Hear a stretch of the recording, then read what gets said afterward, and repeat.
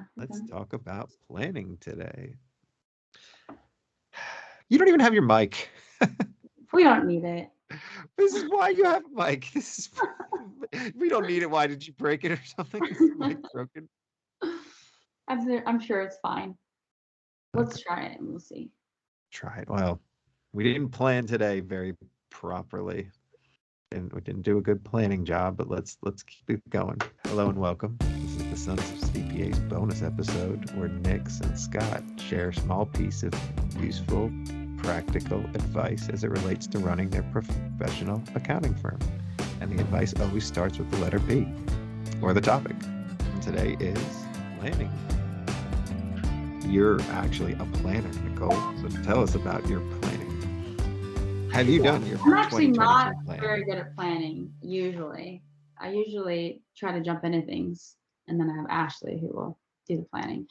This was the first year where I really sat down and put together a budget for 2022, which is funny because we do this for a lot of our clients, but I don't really do it for myself normally.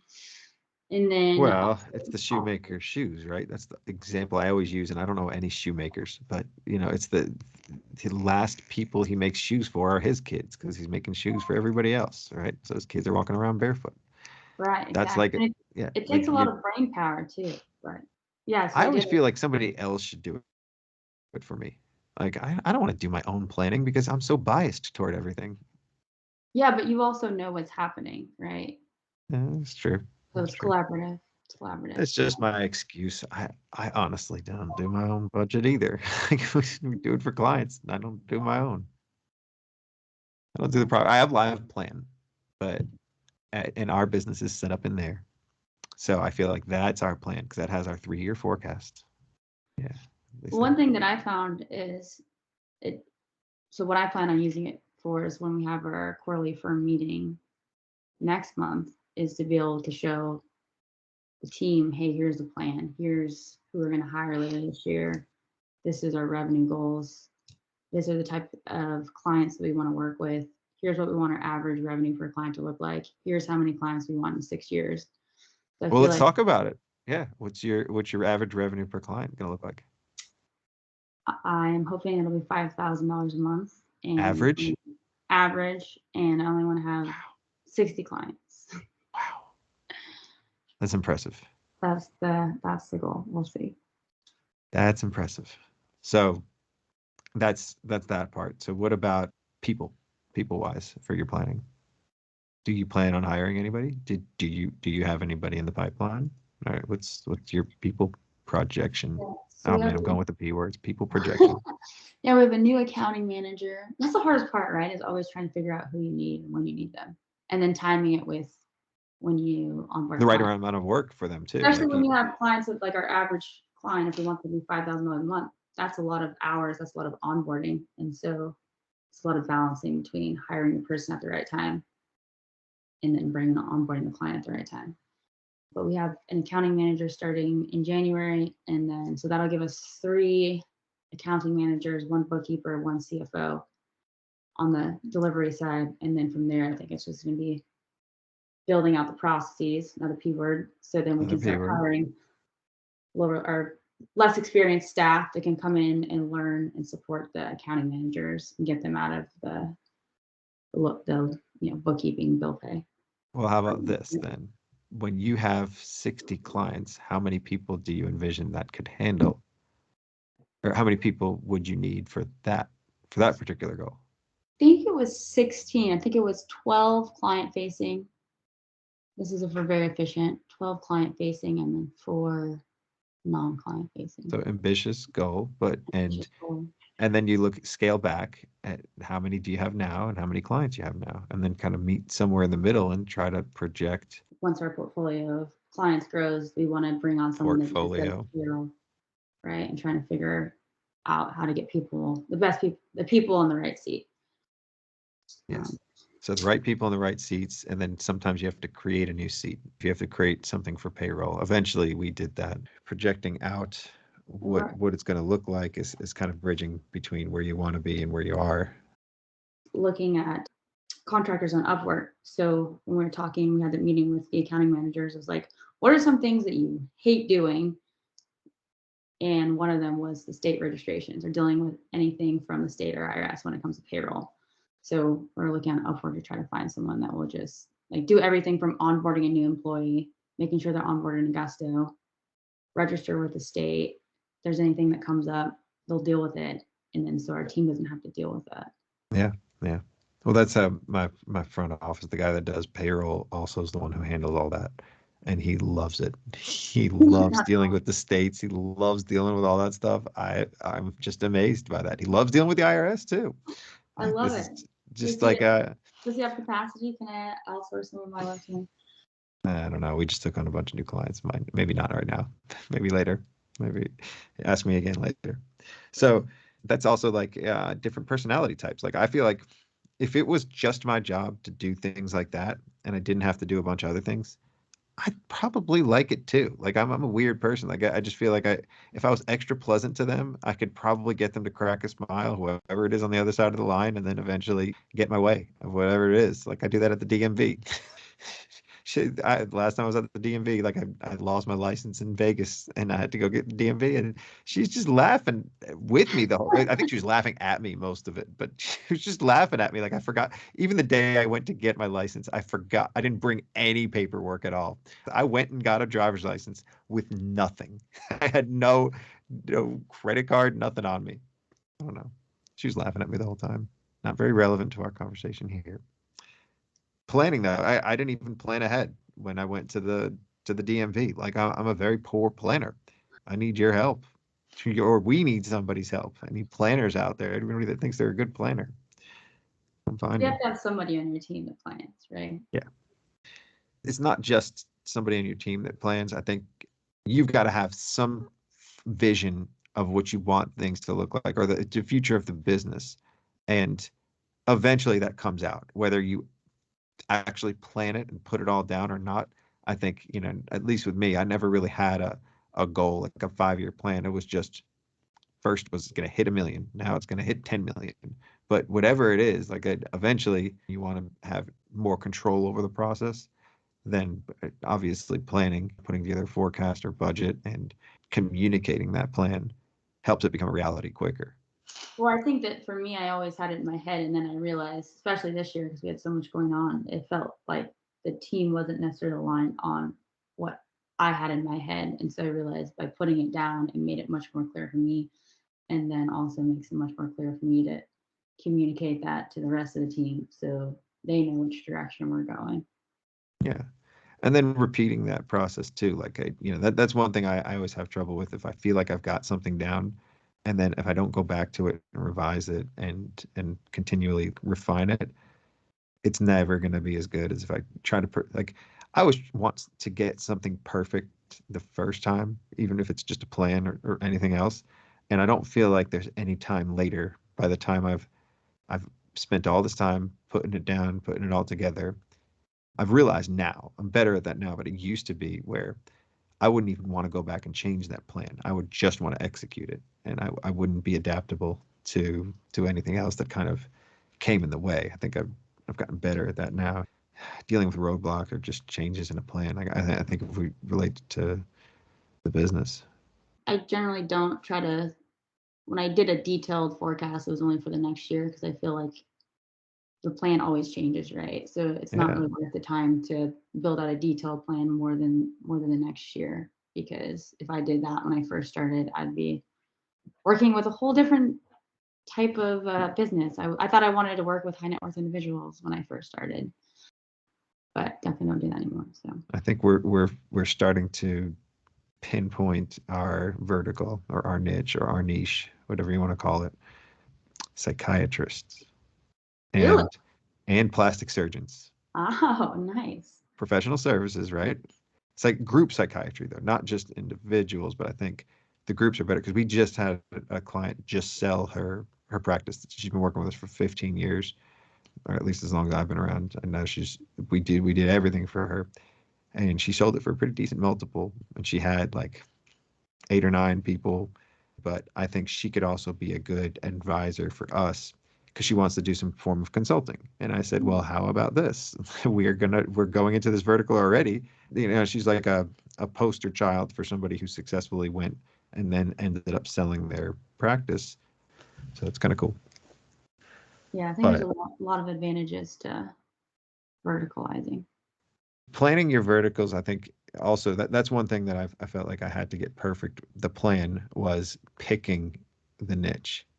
And I have been so frozen in eventually getting there because I felt like it had to be perfect. And I already thought I had it pointed earlier in the year. I was like, yeah, we're going to go into comic book stores. And I thought that was great. And then I kept poking holes in it. Yeah. Yeah, I've done that a few times. I think we finally got it narrowed down, but it was fun going through working with the branding company and working with the team and figuring out which clients we all like working with, which ones are the most profitable. And now we're all on the Do you have an same idea? page. Yeah, so for us, it's digital agencies, wealth management firms, professional services with recurring revenue. So that would exclude like law firms and engineers, architects. And then technology companies, we're in the Bay Area, so naturally get a lot of those. And then the occasional fitness studio gym. I have a passion for the fitness industry, so Yeah, I was going to say that's something that you like and that you have an interest in.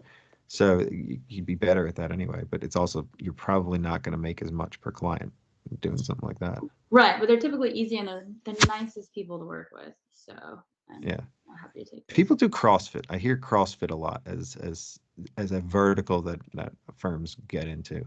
Yeah, I mean, if you think if you could basically replicate the chart of accounts in all of the systems across every single Across the fit, then it's super easy, and they probably have similar expenses. Sure, that's ideal. Finding the right one that you can replicate, and to me, it's just, I always think of my favorite clients, and that's kind of where I want to go with that.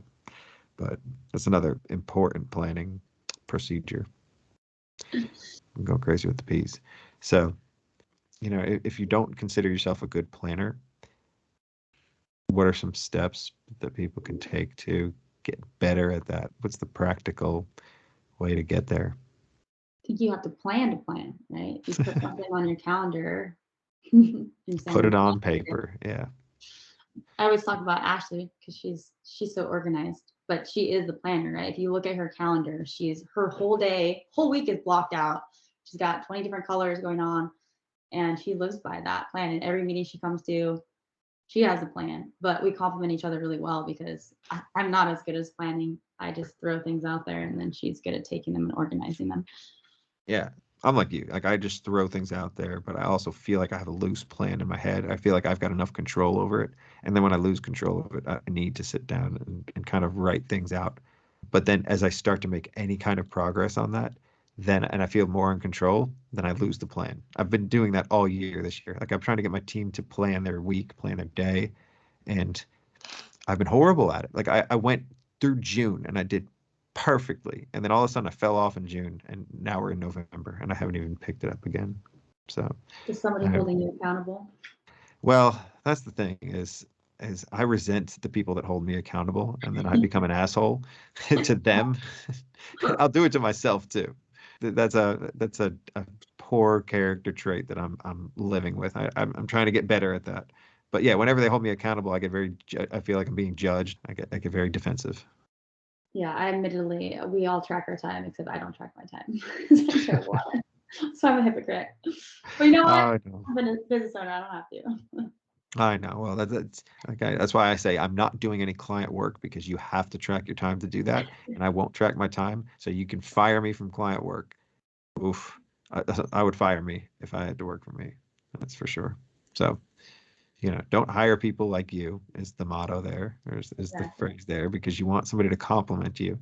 So I think when you're planning on hiring, for anybody that's a one-person show or needs a second in command or needs an Ashley or needs a Chris, find somebody that compliments you. Think about it when you found a spouse or a partner in life. You need somebody that compliments your faults. Exactly. And you can compliment theirs. Yeah, a lot of times, what I've been trying to do lately is if I put it on my to-do list that I have in front of me, I'll try to put it on my calendar too. Instead of just staring at this list and trying to figure out what I want to do, it just comes up on my calendar. I say, okay, I need to do this now. So that's good. Then I That's drag it basically forward time each blocking. week. Yeah, well, I mean, and you missed your own appointment and then you have to reschedule it. It's like Right. I used to send myself emails to remind me to do something because I would just live out of my inbox and then I would ignore my own emails. And then I'd fall into that trap. But I think you're like me, you have a lot of appointments and a lot of things to keep up with on your calendar. And so I usually run my day based on my calendar or else I will miss everything. Like that's my whole day I feel like is already planned for me. So as long as I am living, my calendar is pretty full, and I'm not even the one who fills it up. Like usually, I just give everybody my calendar invite, and it's just there. Like so, I wake up and the week is full. It's not a bad thing. I mean, I like the meetings and I like doing all that, but Yeah, and that's why you have to have someone that has the space to do the planning, and then your job is just to show up and make the decisions or give your input. I actually started making Mike send me calendar invites. My boyfriend Mike. Why? He would text me or tell me verbally, and I'm like, I have. You'd forget to do things. You need to send me a calendar invite. Yeah. That's like, oh, I love You it. get mad at me for forgetting that he told me something, and I'm like, That's a I good know. idea. Like Well, today, yeah. I had to. I'm working, and I come out to get a drink of water, and he starts telling me something, and my mind is still thinking about whatever I was just working on or going to go back in the room to do. And so send me here's my calendar link.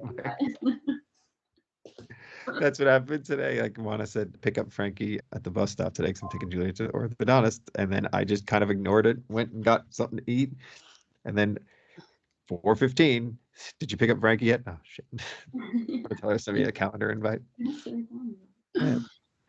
Pick up Frankie from the bus. And also, I think there's still a lot of people that don't use shared calendars. And I think that's crazy because oh yeah, I wouldn't live without a shared calendar. But Yeah. then we'll go to a client and they just walk into each other's office because they're in the vicinity. There's no planned meetings. It's all just complete chaos. So doesn't an office lend itself to that? Like, and that's why we have our office hours. That's why we have our calendar shared. And if we did go back into an office, I think we'd be a hell of a lot more organized and functional in the office because everybody's now used to structuring their day without any unintended interruptions and unscheduled interruptions too. So, like unintentionally, I think for us as remote teams that need to be functional, we have to plan the way that our firm is structured to a large degree.